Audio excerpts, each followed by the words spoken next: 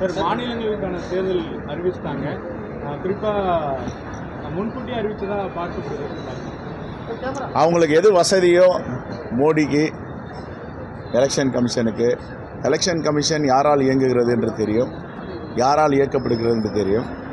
அவங்க என்ன சொல்கிறாங்களோ அதை எலெக்ஷன் கமிஷன் செய்யும். இண்டிபெண்ட்டாக எலெக்ஷன் கமிஷன் இயங்குவதற்கு வாய்ப்பில்லை. இதுதான் பீகாரில் பார்த்தோம், மகாராஷ்டிராவில் பார்த்தோம், ஹரியானாவில் பார்த்தோம், டெல்லியில் பார்த்தோம், எல்லா மாநிலங்களையும் பார்த்தோம் எலெக்ஷன் கமிஷன் எப்படி செயல்படுறாங்கன்னுட்டு. எங்கள் கார்கேஜி, ராகுல்ஜி சொன்னது தான் ஞாபகம் வருது. நாங்கள் ஆட்சிக்கு வந்தவுடன் யார் யாரெல்லாம் தேர்தல் ஆணையத்தில் இப்படி செயல்படுறாங்களோ அவங்களை வழக்கு தொடர்ந்து அதற்குரிய தண்டனையை வாங்கி தருவோன்னு சொன்னாங்க டெல்லியில் ராம்லீலா மைதானில். அதுதான் அவர்களுக்கு பதில். ஆகவே தேர்தல் ஆணையம் திறந்த மனதுடன் டிரான்ஸ்பரன்சி எலெக்ஷன் கமிஷன் அப்படி செயல்பட வேண்டும். அதுதான் எதிர்பார்க்குறாங்க நாட்டு மக்கள். இல்லைன்னா நாட்டு மக்கள் நம்பிக்கை போயிடும். திமுகவிடம் ராஜ்யசபா கேட்பீங்களா? அது அது சரி, நான் இந்த எலெக்ஷன் பர்வியூ அவர் ஹைகமாண்ட் ஏஐசிசி அவங்க என்ன டிசைட் பண்ணுறாங்களோ அதுதான். Okay, right, thank you.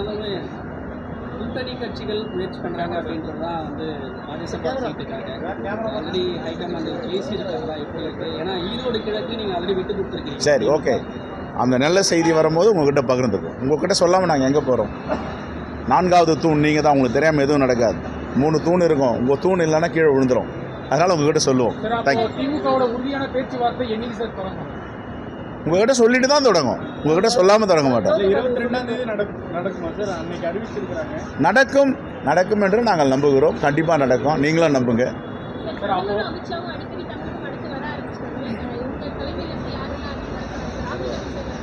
மோடி அவர்களுக்கும் அமித்ஷாவில் பயம் இருக்குது.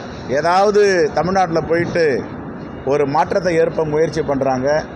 2 முறையில் 4 முறையில் 400 முறை வந்தாலும் அமித்ஷாவால், மோடியால் தமிழகத்தில் எந்தவித மாற்றத்தையும் ஏற்படுத்த முடியாது.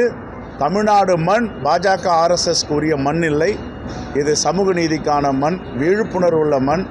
தமிழ்நாட்டு வாக்காளர்கள், தமிழ்நாட்டு மக்கள் புத்திசாலிகள். அவ்வளவு எளிதாக பிஜேபி ஏமாற்ற முடியாது. பிஜேபி கூட இருக்க அதிமுகவும் திரைமறைவில் ஒளிந்து கொண்டு பிஜேபியுடைய அஜெண்டாஸ், பிஜேபியுடைய திட்டங்கள் நிறைவேற்ற முயற்சி பண்ணுறாங்க.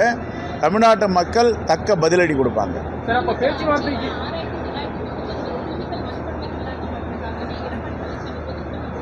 எதுமா என்ன சொல்கிறாரு?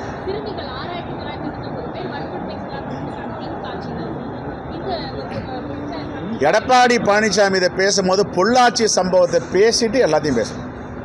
பொள்ளாச்சியில் என்ன நடந்தது, பொள்ளாச்சியில் பெண்கள் எப்படி வன்புணர்வுக்கு ஆளானாங்க, இது செய்தது யார், எத்தனை அதிமுக காரர்கள் கைது செய்யப்பட்டாங்க, அவர்கள் என்ன பொறுப்பில் இருந்தாங்க, இதையெல்லாம் எடப்பாடி பழனிசாமி சொல்லிவிட்டு, பொள்ளாச்சி சம்பவத்தை சொல்லிவிட்டு, வாச்சாத்தி சம்பவத்தை சொல்லிவிட்டு அதுக்கப்புறம் பேசணும். ஓகே, தனிப்பட்ட முறை. வேணுகோபால் சார் ஏன் வர்றாரு?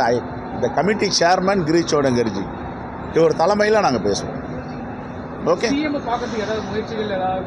தேவையே இல்லைங்க, எல்லாம் ஸ்மூத்தாக போயிட்டுருக்கு. விடுங்க. Okay, thank you.